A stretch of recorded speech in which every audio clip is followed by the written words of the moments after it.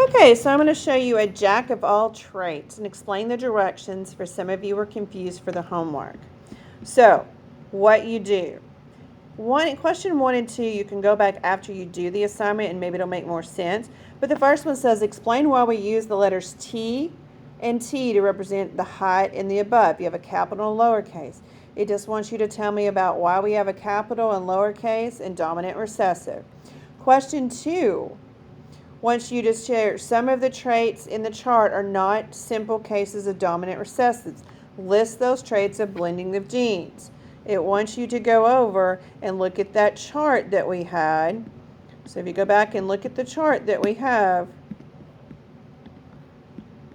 go back over and find the chart, sorry. If you want to go back over and look at the chart says that we have things that were not simply dominant and recessive. Well, dominant, recessive. But when I go to eyebrows don't have dominant recessive. It has evil, normal, surprise. So it's asking you to go back and look for those examples that are not dominant or recessive. Then we talked about genotype. Provide genotype for the following phenotypes. Red light. Well, genotype would be the letters, the alleles. Phenotype would be the red light. When I go over and I look at the red light, light's at the bottom. To get red, the only way I can get red is if I look down here, red says capital R, capital R.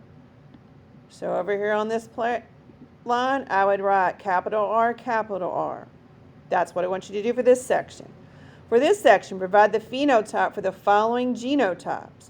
That means it gives me the alleles, the genotypes. It wants me to write out what physical trait is going to be there. So there's a capital L and a lowercase l.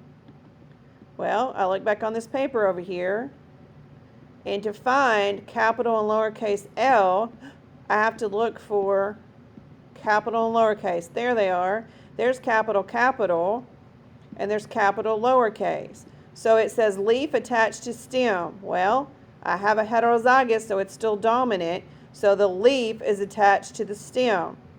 So over here on that question, big L, little l, I'd write leaf attached.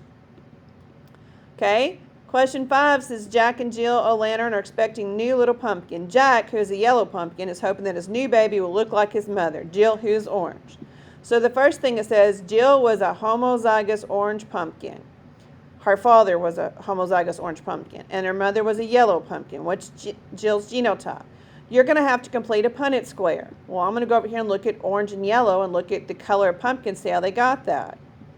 Well, the only way that I can get a color of a pumpkin to be orange is I can have orange, but two uppercase, or orange, uppercase and lowercase. So I have to look and see what it said about Jill's father. It said he was homozygous. If I remember, homo means same. Homozygous is going to have the same alleles, and the only way to get orange with the same alleles is big O, big O. The only way that I can get yellow, if I look, the only way I can get yellow over here is going to be little o, little o. So the parents of Jill had to be big O, little o. I mean big O, and little o, little o. When I make that Punnett square, it will give me Jill's genotype because they're going to be 100% something, and that's going to be her phenotype. Jack's phenotype, will it tell me Jack was yellow? I'll go back and look and see what the genotype for a yellow pumpkin is. Then, once you figure out Jill's genotype, you're going to figure out the Punnett square for Jack and Jill.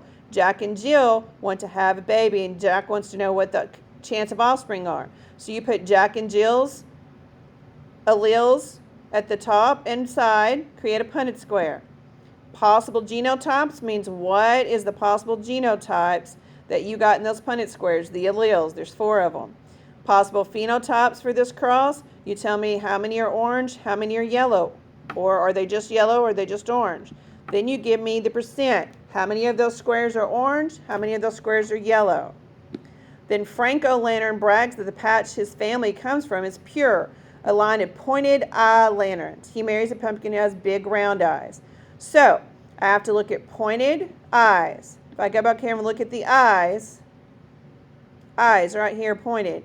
To be pointed, big P is a purebred because that's homozygous. Homo means same, pure is same, hybrid would be a heterozygous. So he is PP and she is a lowercase pp. So when I put that in and do the cross of the Punnett square, that will tell me how many of those children are going to be able to brag that they have pointed eyes as well. This bottom is where you do your jack-o'-lantern flip 2 coins to see which trait you get. Heads is dominant, tails recessive. So I'm going to flip for height and I'm going to write it right here. If I get a heads, I get a capital T. If I get another heads, I get a capital T. I'd write genotype big T, big T. And my phenotype would be tall. So if we look back over here, you're going to go through each one of these and write the answers in that little box. You're going to flip a coin. I just write my alleles right here to the side so I can know. So if I got a big T, little t, then I would be a heterozygous, but I'd still be tall. If I flipped 2 tails, then I would be homozygous, recessive, short. Same thing with width, except for this time you're using W's. And go all the way down this chart. Just keep up with your alleles are right here.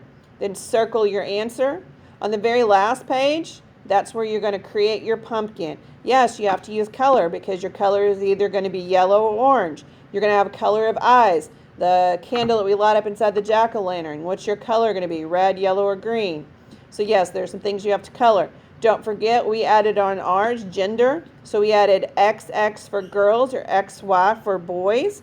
You have to tell me the gender of your pumpkin and give it a name. If you have questions, please see me, email me, remind me.